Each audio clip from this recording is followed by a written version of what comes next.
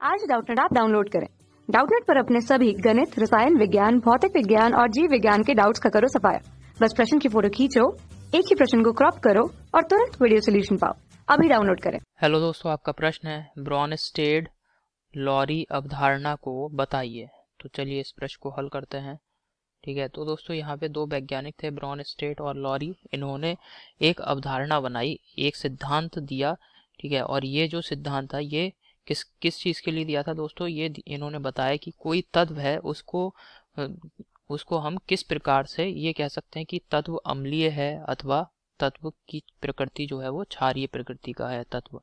तो इसके लिए दोस्तों इन्होंने एक सिद्धांत दिया था और इस सिद्धांत को ही ब्रॉनस्टेड लॉरी अवधारणा कहा गया। तो इस सिद्धांत के अनुसार दोस्तों अम्ल वे पदार्थ होते हैं जो किसी दूसरे पदार्थ को प्रोटॉन दे सकते हैं। प्रोटॉन दे सकते हैं अर्थात हाइड्रोजन तत्व का धनायन दे सकते हैं। तो इसको यहाँ पे मैं लिख दे रहा हूँ। तो दोस्तों ब्रॉनस्टेड लॉरी अवधारणा के अनुसार अम्ल वे पदार्थ हैं जो किसी दूसरे पदार्थ से प्रोटॉन अर्थात H+ प्रोटॉन किसी दूसरे पदार्थ को दे सकते हैं।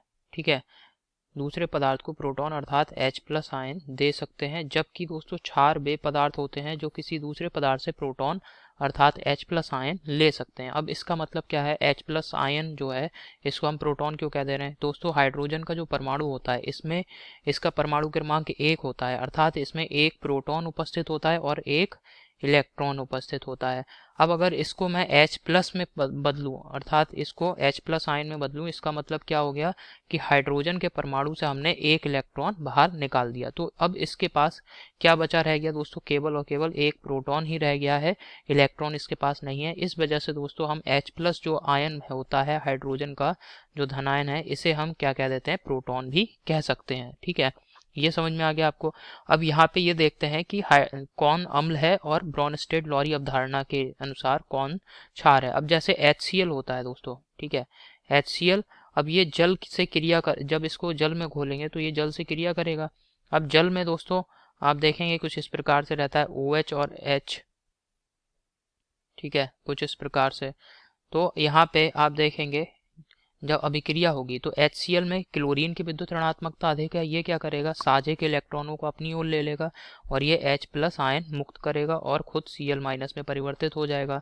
और यहाँ पे ऑक्सीजन की विद्युत ऋणात्मक, तो यहाँ पे दोस्तों एक जो H+ आयन है, अब यहाँ पे दोस्तों ऑक्सीजन के पास आप देखेंगे एक अनाबंधी इलेक्ट्रॉन युग्म रहेगा।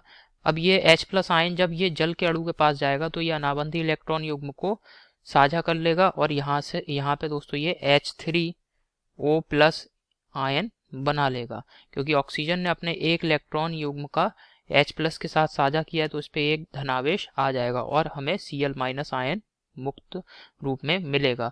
तो आप देख रहे हैं यहाँ पर आप देखेंगे कि HCl जो तत्व है इसने क्या करा दोस्तों? H+ आयन को अर्थात एक प्रोटॉन को किसी दूसरा तत्व क्या है यहाँ पे? H2O, उसको दिया है, प्रोटॉन दिया है, H+ आयन दिया है। तो इस वजह से हम HCl को क्या कहेंगे?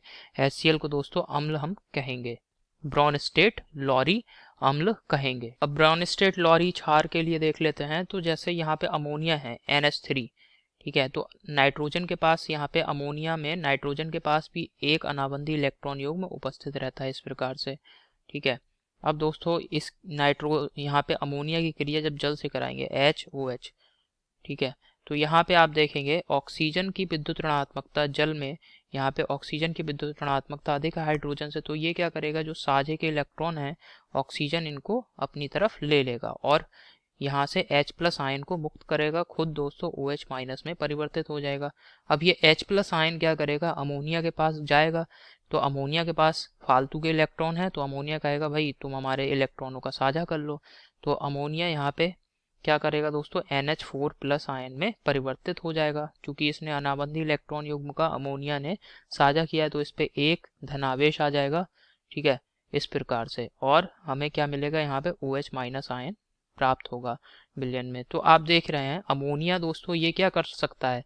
अमोनिया के पास ऐसी क्षमता है कि ये दूसरे पदार्थ से H+ आयन अर्थात प्रोटॉन को ग्रहण कर सकता है, प्रोटॉन को ले सकता है।